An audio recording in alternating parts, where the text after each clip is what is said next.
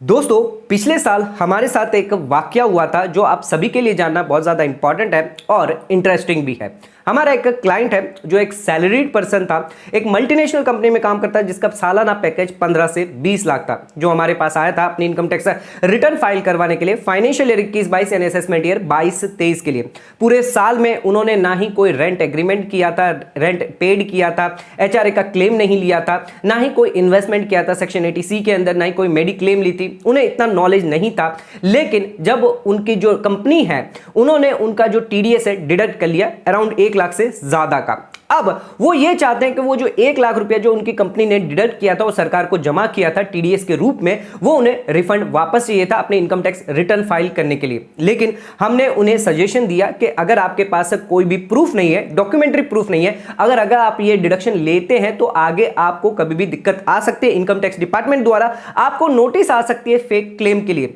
लेकिन वो नहीं माने। उन्होंने बताया कि उनका एक फ्रेंड है जिन्होंने भी ऐसा डिडक्शन लिया, 80C के अंदर 1.5 लाख की छूट ले ली, 80D के अंदर 25,000 या 50,000 की छूट ले ली, जिस वजह से उनका पूरा का पूरा जो रिफंड पैसा है वो वापस उनके अकाउंट के अंदर क्रेडिट कर दिया गया। कि हम नहीं चाहते थे कि उनका गलत रिटर्न जाए या गलत फेक क्लेम हम जो है क्रेडिट है या डिडक्शन एग्जम्पशन क्लेम करे, जिस वजह से हमने उस क्लाइंट को मना कर दिया था रिटर्न फाइल करने के लिए। तो वो क्लाइंट जो वो अपने फ्रेंड के पास गया, 500 रुपए के अंदर अपनी रिटर्न भरवाई और फेक क्लेम 80C 80D के अंदर क्लेम करके अपना रिफंड का पैसा जो पूरा का पूरा अपने बैंक अकाउंट में मंगवा लिया। कुछ समय बाद वो क्लाइंट फिर से हमारे पास आया रोता हुआ, ये कहता हो कि इनकम टैक्स डिपार्टमेंट ने हमें नोटिस भेजी है सेक्शन 133(6) के अंदर। सर आपने जो हमसे कहा था वो बिल्कुल सही कहा था, लेकिन अब इनकम टैक्स डिपार्टमेंट जो है वो हमसे डॉक्यूमेंट्री प्रूफ मांग रहा है। जो एचआरए हमने क्लेम किया था उसकी रेंट की रसीद मांग रहा है, सेक्शन 80C के अंदर हमने LIC या इन्वेस्टमेंट जो किए थे उसकी रसीद मांग रहा है, 80D के अंदर जो मेडिक्लेम है जिसका डिडक्शन हमने लिया था उसकी भी हमसे जो है प्रूफ या डॉक्यूमेंट्री एविडेंसेस मांग रहा है। लेकिन हमारे पास ऐसे कोई भी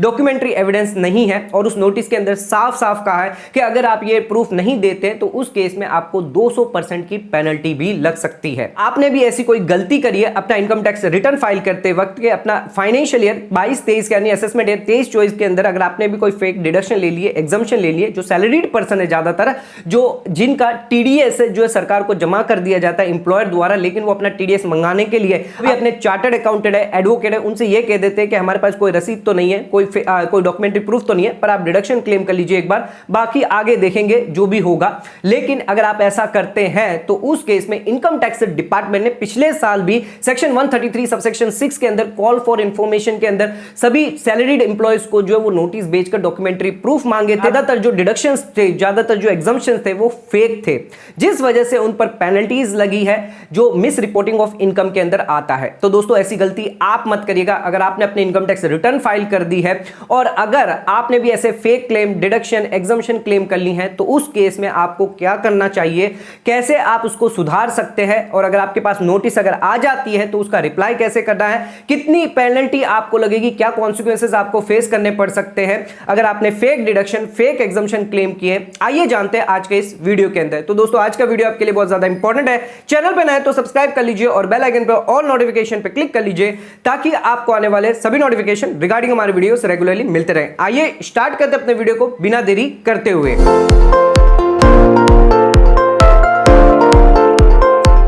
दोस्तों आइए स्टार्ट करते अपने वीडियो को। सबसे पहले बात करते हैं नोटिस के अंदर सेक्शन 133 सबसेक्शन 6 के अंदर ये नोटिस जारी करी गई थी जिसके अंदर कुछ इंफॉर्मेशन रिक्वेस्ट करी गई थी। क्या क्या इंफॉर्मेशन रिक्वेस्ट करी गई थी कि अगर आपने इनकम टैक्स रिटर्न फाइल करते वक्त डिडक्शन, एग्जम्पशन अगर क्लेम किए तो उसके डॉक्यूमेंट्री प्रूफ, एविडेंसेस हमें दीजिए, यानी इनकम टैक्स डिपार्टमेंट को फर्निश करिए, सबमिट करिए। सबसे पहले पॉइंट के अंदर उन्होंने यह मांगा कि अगर आपने एचआरए का क्लेम लिया है सेक्शन 1013A के अंदर या सेक्शन 1014 के अंदर, कोई ड्यूटी रिलेटेड अलाउंसेस हो गए या अदर अलाउंसेस हो गए जिसका एग्जम्पशन अगर आपने लिया है रिटर्न फाइल करते वक्त, तो उसके डॉक्यूमेंट्री एविडेंसेस फर्निश करिए। जो सेकंड पॉइंट था जिसके अंदर चैप्टर 6A के अगर कोई डिडक्शन लिए, एग्जांपल के तौर पर section 80C, ATD, ATDD, ATDDB, ATE, ATEE, ATEEA, ATEEB, ATG, ATGG, ATGGC या इसके अलावा ATU, इन सभी सेक्शन के अंदर अगर कहीं पर भी आपने डिडक्शन लिया है, क्लेम लिया है, तो उसका भी डॉक्यूमेंट्री एविडेंसेस हमें सबमिट करिए। इसके अलावा अगर आपका कोई होम लोन था जिसके वजह से आपने सेक्शन 24B के अंदर ब्याज की छूट ली है, तो उसके रिलेटेड भी डॉक्यूमेंट्री एविडेंसेस दीजिए। इन 3 डॉक्यूमेंट्री एविडेंसेस के अलावा इनकम टैक्स नोटिस के अंदर एक और डिटेल दी गई थी कि अगर आपने जिस चार्टर्ड अकाउंटेंट से या एडवोकेट से अपनी रिटर्न भरवाई है, उसका नाम, पता, उसका कॉन्टैक्ट नंबर भी हमें सबमिट कर दीजिए। तो हमने अपने क्लाइंट को साफ मना कर दिया हमारा नाम देने से, क्योंकि उन्होंने अपने फ्रेंड से करवाया था, तो उनके फ्रेंड का नाम ही दीजिए। तो यहां पर जो है इस नोटिस के अंदर जो है सेक्शन 133(6) के अंदर जो है डिटेल मांगी गई, डॉक्यूमेंट्री एविडेंसेस मांगे गए, जो भी आपने रिटर्न फाइल करते वक्त जो भी एग्जम्पशंस लिए, जो भी डिडक्शंस लिए हैं, उनका डॉक्यूमेंट्री एविडेंसेस आपसे मांगा गया। क्योंकि आपने जो रिफंड था, जो टीडीएस आपका डिडक्ट किया गया था, उसके अंदर जो रिफंड आपका जो ज्यादातर जो केसेस में देखा गया था इनकम टैक्स डिपार्टमेंट द्वारा, वो उन फेक क्लेम्स और डिडक्शन एग्जम्पशन के वजह से ही हो रहा था, जिसमें इनकम टैक्स डिपार्टमेंट ने यह नोटिस किया कि फॉर्म 16 के अंदर जो एचआरए या डिडक्शन का क्लेम नहीं था, जिस वजह से आपका टीडीएस डिडक्ट हुआ था, लेकिन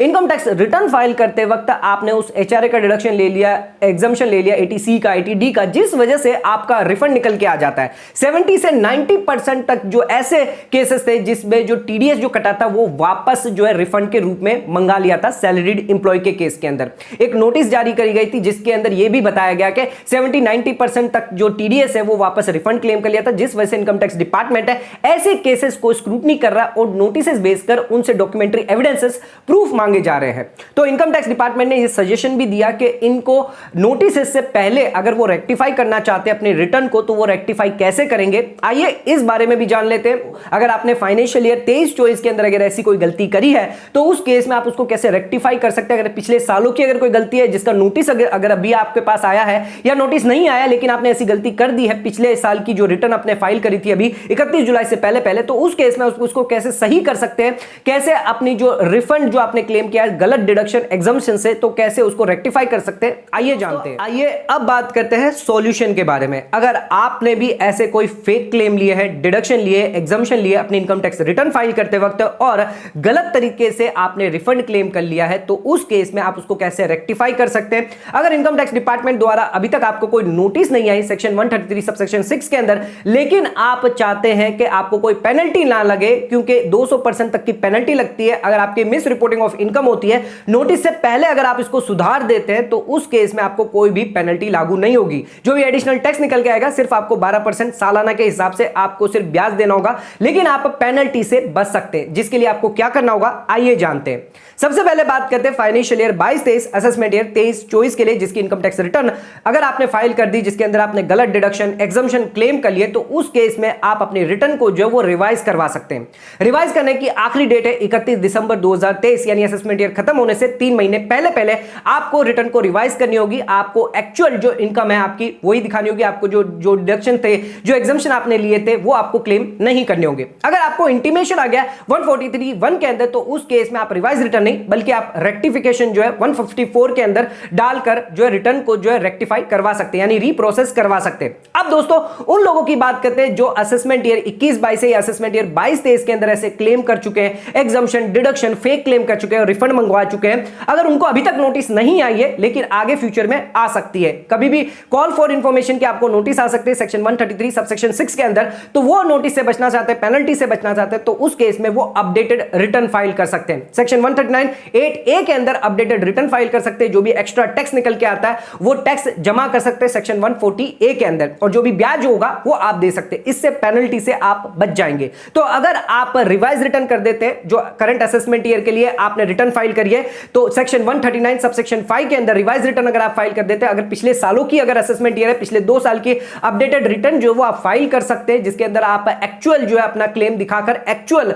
इनकम लायबिलिटी दिखाकर अपना टैक्स जमा कर दे, सिर्फ ब्याज की लायबिलिटी आएगी आपके पास, 200 की पेनल्टी जो है वो आप उससे बच सकते हैं। अब दोस्तों उन लोगों की बात करते हैं जिनके पास नोटिस आ चुका है इनकम टैक्स डिपार्टमेंट द्वारा 133(6) के अंदर, तो उस केस के अंदर जो है आपको क्या कॉन्सिक्वेंसेस फेस करने पड़ सकते हैं, आइए जानते हैं। कितनी पेनल्टी आपको लगेगी, क्या कॉन्सिक्वेंसेस आप फेस करेंगे, आइए इस बारे में बात करते हैं। आइए बात करते हैं उन लोगों के बारे में जिनके पास नोटिस आ गई है सेक्शन 133 सबसेक्शन 6 के अंदर, रिटर्न फाइल कर दिया, गलत क्लेम ले लिया, डिडक्शन एग्जम्पशन ले लिया, जिस वजह से उन्होंने गलत रिफंड क्लेम कर लिया और अब जो है नोटिस आई है हमारे क्लाइंट के केस के अंदर। तो उस केस में अगर आपका जेन्युइन क्लेम है, अगर आपने एचआरए रेंट पेड किया अपने ओनर को, जिसके पास आपके पास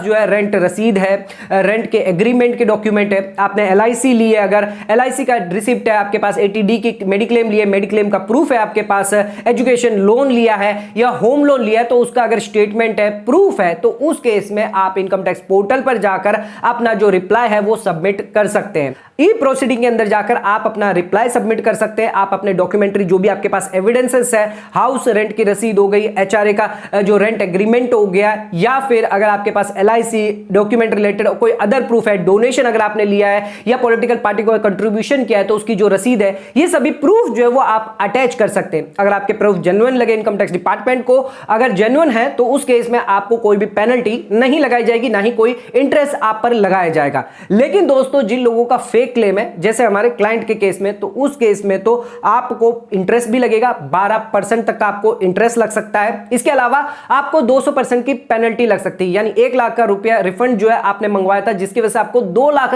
1 लाख तो आपको चुकाना ही है, लेकिन 2 लाख और आपको जो है चुकाना पड़ जाएगा सरकार को पेनल्टी के रूप में। इसके अलावा आप पर प्रोसिक्यूशन भी होगा और आपको सजा भी करी जा सकती है, यानी आपको जेल भी भिजवाया जा सकता है। सभी कॉन्सिक्वेंसेस जो आपको फेस करने पड़ सकते हैं। तो दोस्तों ध्यान रखिएगा, अगर आप फेक डिडक्शन लेते, क्लेम लेते, एग्जम्पशन लेते तो आपको सजा भी हो सकती है, पेनल्टियां भी लग सकती है। तो कभी भी अपना फेक क्लेम और डिडक्शन ना लें। तो दोस्तों आज के वीडियो के अंदर हमने देखा हमारा जो क्लाइंट था जिन्होंने ऐसी छोटी सी गलती करी और जिसके वजह से उन्हें भारी पेनल्टी, कॉन्सिक्वेंसेस और जेल की भी सजा हो सकती थी। तो दोस्तों ऐसी गलती आप ना करें, फ्यूचर में ऐसी गलती आप ना दोहराएं, या कर चुके हैं अगर आप तो उसको जल्द से जल्द उसको रेक्टिफाई कर लीजिए ताकि आप पर कोई भी पेनल्टी, प्रोसिक्यूशन, इंप्रेसमेंट ना हो। तो दोस्तों आज का वीडियो अगर आपको पसंद आया तो चैनल को लाइक और शेयर और सब्सक्राइब जरूर करेगा। धन्यवाद।